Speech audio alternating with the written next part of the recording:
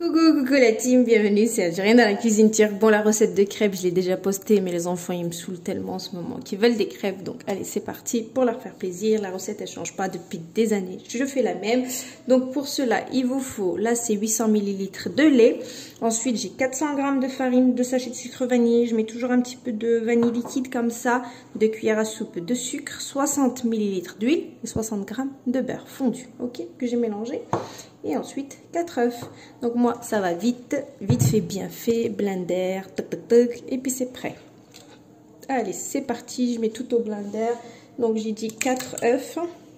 Cette recette là elle est juste magique, elle est excellente. 4 œufs.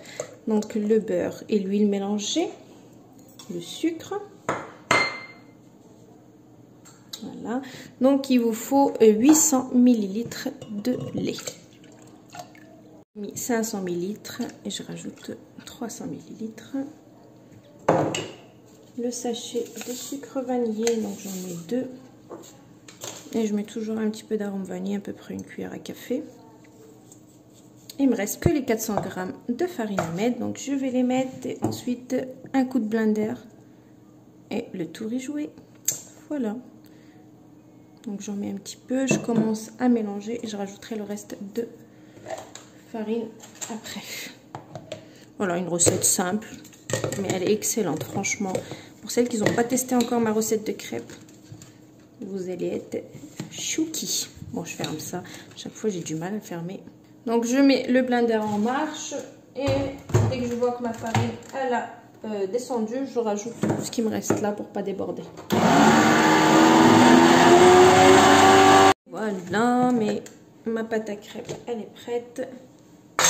C'est vite fait, rapide, pratique. Je vais la mettre dans ces pichets. Regardez, elle est bien lisse, elle est nickel. Franchement, le blender, il n'y a pas mieux pour des crêpes. C'est vraiment top de chez top. Donc, je mets ça là. Je vais ranger mon robot, nettoyer. Je vais mettre le blender dans le lave-vaisselle. J'ai un petit peu mon plan de travail, un petit peu ma cuisine. Et ensuite, je commencerai la cuisson. C'est pour le goûter, donc on a un petit peu le temps. Voilà, c'est perfecto. Si parfait de chez parfait. Bon, le haut, je sais pas, il est où. Allez, à tout à l'heure. Je vais fermer ça et je mets de côté.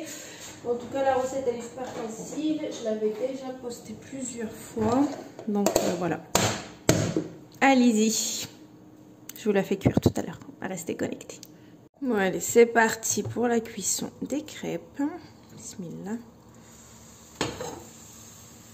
Après, vous prenez une poêle et puis bah voilà quoi, une cuisson normale quoi. Chaque fois, j'en mets jamais assez.